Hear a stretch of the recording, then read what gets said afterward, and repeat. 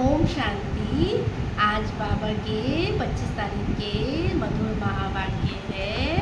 Revise course है 4/11/2001 की है। हेडिंग है सत्यवादी बनो और समय प्रमाण रहम दिल बन, बेहद की वृत्ति दृष्टि और कृति बनाने के दृढ़ संकल्प का दीप जलाओ। तो आज प्यार के सागर बाप दादा अपने अति प्यारे सिकीले बच्चे मीठे मीठे बच्चों से मिलन मनाने के लिए आए हैं। आप सब भी मिलन मनाने के लिए आए हो। अच्छा, मिलन मनाने के लिए कैसे आए हो?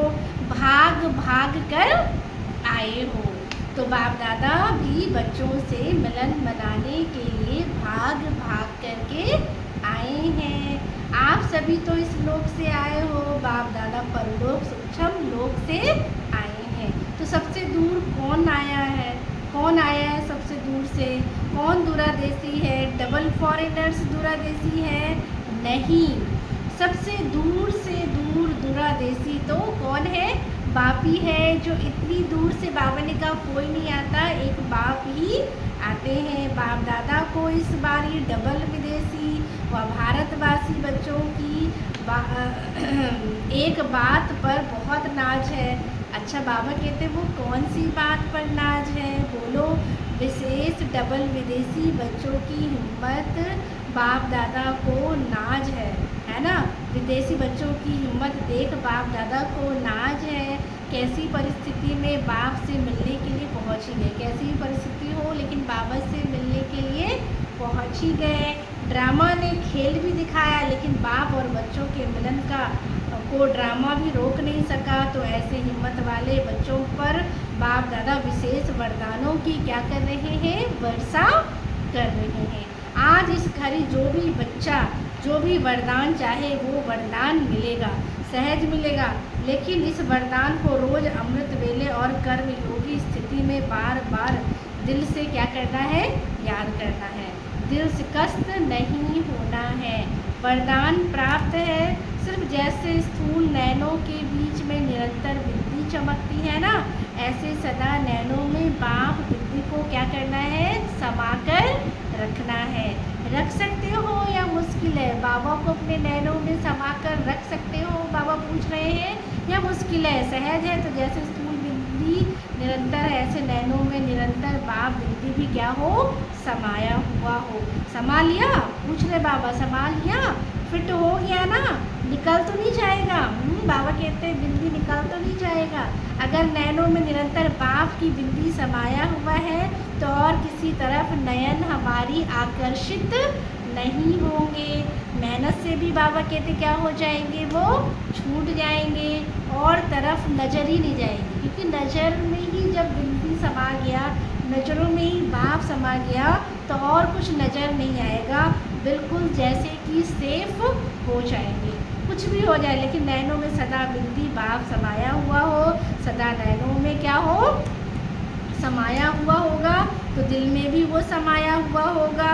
तो दिल में और नैनों में समाने की विधि है बाप दादा साहेब को राजी करना। तो बाप दादा साहेब को क्या है? वो राजी रखेंगे। तो साहेब राजी है? पूछ रहे बाबा, साहेब राजी है?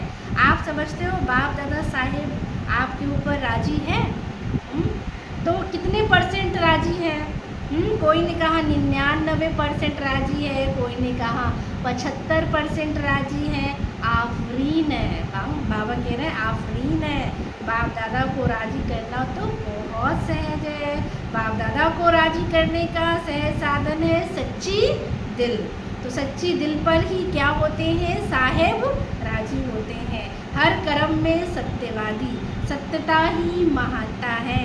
जो सच्ची दिल वाला है वो सदा संकल्प वाणी और कर्म में और क्या कहा बाबा ने? संबंध में, संपर्क में कैसे होगा? बताओ। बाबा ने कहा कैसे होगा? वो होंगे राजयुक्त, अर्थात जो राज को समझने वाले और चलने वाले। और हम कहाँ तक राजयुक्त है उनको परखने की निशानी क्या है? बाबा ने कहा निशानी, अगर राज जानता है तो वो कभी भी अपने स्व स्थिति से नाराज नहीं होगा।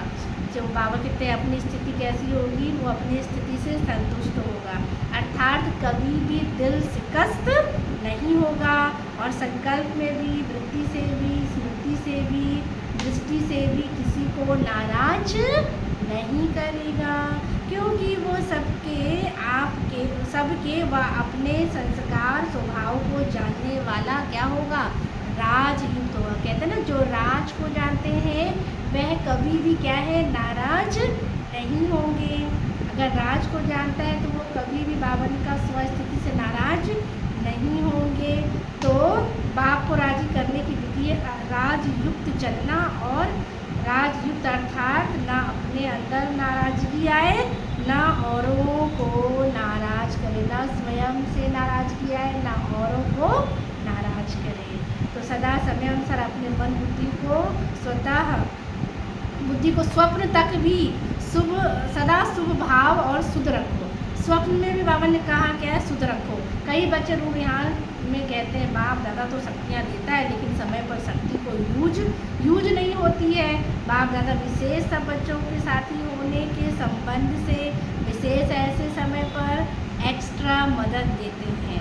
क्यों? बाप जिम्मेवार है, इसलिए बाबा मदद भी करते हैं। तो बच्चों को संपन्न बनाए साथ ले जाने के लिए तो बाप अपनी जिम्मेवारी विशेष ऐसे समय पर निभाते हैं। लेकिन कभी कभी बच्चों के मन की कैचिंग पावर का स्विच क्या होता है, ऑफ होता है। तो बाप भी क्या करे, जब उस टाइम बाबा कुछ टचिंग देना चाहता है लेकिन स्विच ऑफ है, तो बाप भी क्या करे, बाप तो फिर भी स्विच ऑन खोलने की कोशिश करते हैं, लेकिन क्या होता है, टाइम लग जाता है। इसीलिए जब फिर स्विच ऑन हो जाता है तो कहते हैं करना तो नहीं चाहिए था लेकिन हो गया। तो इसलिए बाबा कहते हैं सदा अपने मन की कैचिंग पावर, जिसको आप कहते हो टचिंग पावर, उस टचिंग कैचिंग पावर का स्विच सदा कैसे रखना है, ऑन रखना है, कि बाबा कुछ कहे तो हम उसको क्या कर सके, कैच कर सके। ऑफ अपना नहीं रखना है, हमेशा स्विच ऑन रखना है। आज का वरदान है उमंग उत्साह से विश्व कल्याण की जिम्मेवारी निभाने वाले, आलस्य व अलबेलेपन से मुक्त भव। आगे बाबा ने कहा चाहे नए आए हो या पुराने हो, ब्राह्मण बनना माना, विश्व कल्याण की जिम्मेवारी लेना। जब कोई भी जिम्मेवारी होती है तो तीव्र गति से पूरी करते। जब रिस्पॉन्सिबिलिटी मिलती है तो तीव्र गति से पूरी करते। जिम्मेवारी नहीं होती है तो अलबेले रहते हो। जिम्मेवारी आलस्य और अलबेलापन दोनों ही समाप्त कर देती है। तो उमंग उत्साह वाले अथक होते हैं, वो कभी थकते नहीं हैं। वे अपने चेहरे और चलन द्वारा औरों का भी उमंग उत्साह क्या करते हैं, बढ़ाते हैं। तो बाबा ने कहा कभी भी थकना नहीं है, जिम्मेवारी लेना है और अलबेलेपन से क्या बनना है, मुक्त बनना है।